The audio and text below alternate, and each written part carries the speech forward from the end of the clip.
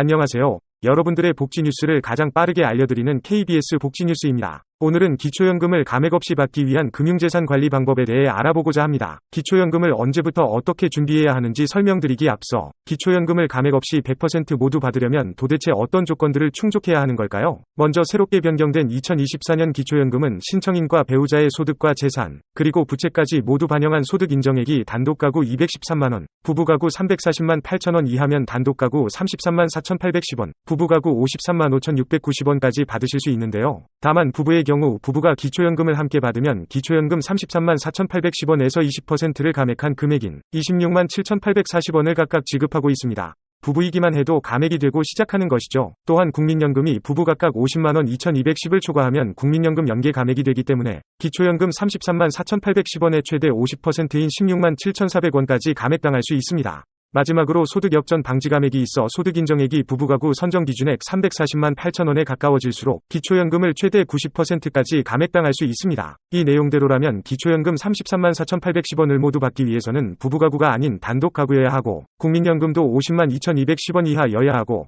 소득 역전 방지 감액에 해당되면 안 된다는 얘기입니다. 그렇다면 처음부터 기초연금은 최대 33만 4,810원에서 최소 3만 3,480원이다라고 보다 정확하게 홍보했어야 하는 것 아닐까요? 이런 줄도 모르고 국민연금을 추납 이미 가입까지 하고 기초연금을 받기 위해 소득과 재산을 재분배하는 등의 최선의 노력을 기울인 어르신들께서는 얼마나 황당하시겠습니까? 따라서 결국 사람마다 다르겠지만 기초연금을 감액 없이 모두 받으시려면 최소 10년 전부터는 차분히 준비하셔야 합니다. 그 이유는 어르신들께서 기초연금을 신청하시면 2011년 7월 이후 발생한 일반 재산과 금융재산을 모두 조사하기 때문입니다. 간혹 금융재산을 3개월간의 평균 잔액만으로 계산하시는 분들이 계신데요. 물론 금융재산은 3개월간의 평균 잔액을 기준으로 반영되기는 하지만 근거 없이 입금된 금액은 모두 기타 증여재산으로 인정돼서 신청인의 금융재산에 포함된다는 것이 중요합니다. 즉, 2011년 7월 이후 재산의 변동 금융거래 내역 등을 모두 들여다본다는 것입니다. 따라서 재산의 변동이 있을 경우 반드시 증빙자료를 제출해서 본인 소비임을 확인받으셔야 재산에서 제외되어 기초연금 감액을 피할 수 있습니다. 만일 증빙자료가 없거나 증빙자료를 제출해도 인정받지 못한다면 모두 신청인의 재산에 반영돼서 기초연금 수급에 매우 불리하게 작용합니다. 그럼 본인 소비 분석 안에서는 영수증,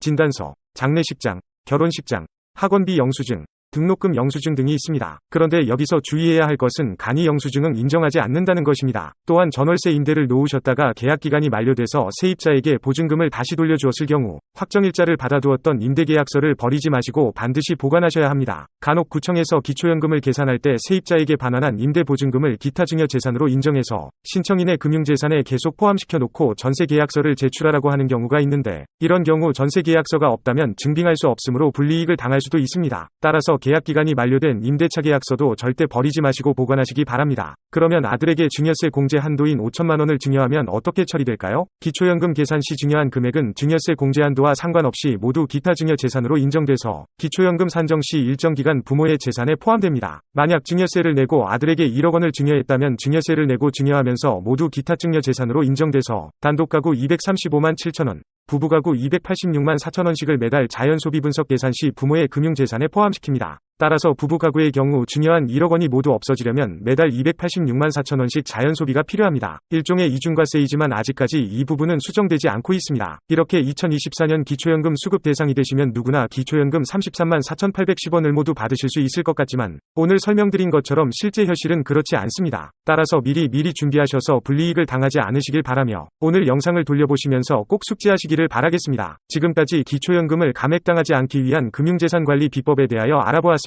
오늘도 여러분들의 복지 뉴스를 가장 빠르게 알려드리는 KBS 복지 뉴스였습니다.